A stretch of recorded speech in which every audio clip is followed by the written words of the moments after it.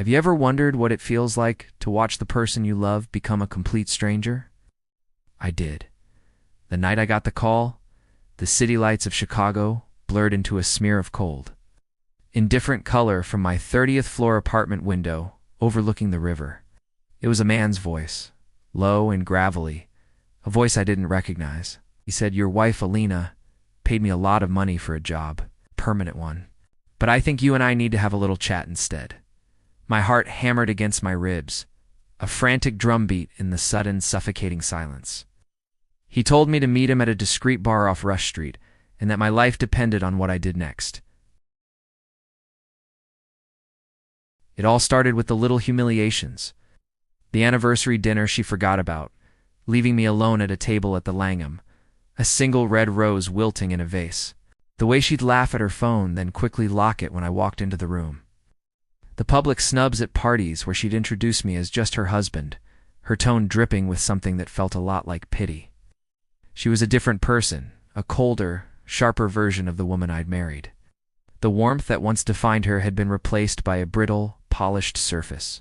Her behavior grew stranger. Late-night work emergencies that couldn't be explained. New, expensive clothes I knew we couldn't afford on our combined salaries. She started smelling different, a faint trace of a cologne that wasn't mine, a scent that clung to her hair like a ghost. I tried to ignore it, telling myself it was stress, that her high-pressure job in finance was changing her. But deep down, I knew I was just lying to myself. The truth was a splinter I could feel under my skin, festering. The slow discovery began with a receipt I found in her coat pocket. Dinner for two at a ridiculously expensive place on a night she told me she was working late at the office on Wacker Drive. Then came the text messages. I saw them by accident one evening. She'd left her phone on the kitchen counter while she showered. A name, Marco, with a string of heart emojis. "Can't wait to see you again," one read. Last night was incredible. My world tilted on its axis, Marco. The name was unfamiliar, but the context was brutally clear. I felt the air leave my lungs, a hollow ache spreading through my chest. When I finally confronted her calmly with the evidence laid out on our coffee table, she didn't cry or apologize. She transformed. Her eyes went cold, her voice flat and dismissive. "Are you spying on me now?" "This is pathetic," she sneered. She twisted every fact, turning my hurt into an accusation of insecurity and control. She made me feel small, foolish, like I was the one who was crazy. The manipulation was masterful. She was gaslighting me in my own home, and a terrifying part of me almost believed her. From then on, they were untouchable. I saw them once, getting into a taxi near Millennium Park.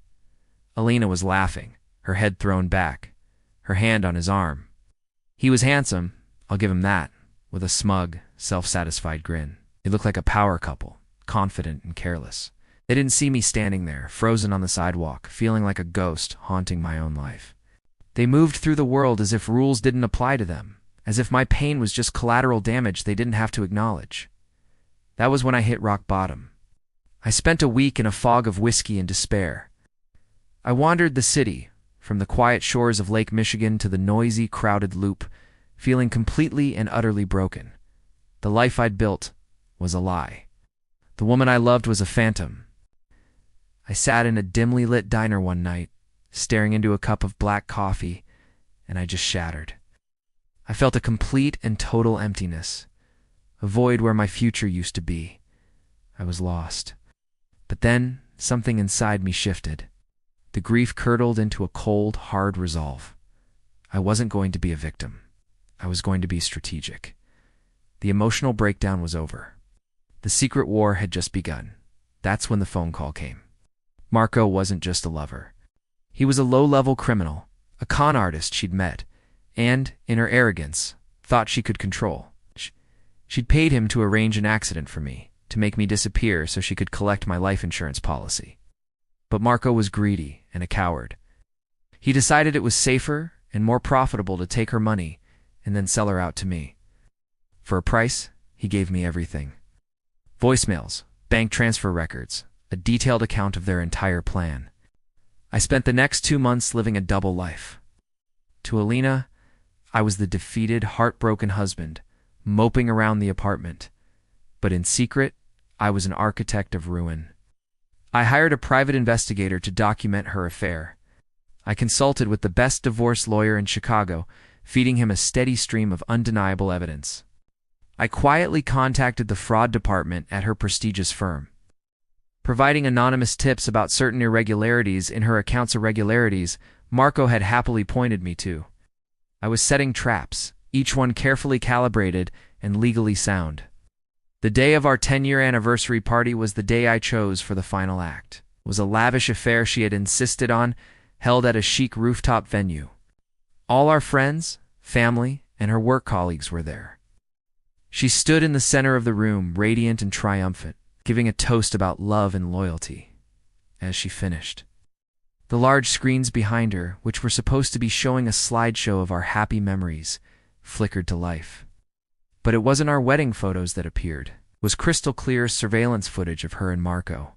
It was screenshots of their texts. It was copies of the bank transfers to him. The room fell silent. You could hear a pin drop. Then, 2 gentlemen in suits from her firm's compliance department walked in, followed by 2 uniformed police officers. It was a public unraveling. Her career, her reputation, her friendships all evaporated in an instant. The divorce was swift. The mountain of evidence, she got nothing, less than nothing. She was fired, disgraced, and facing criminal charges for conspiracy. Her family disowned her.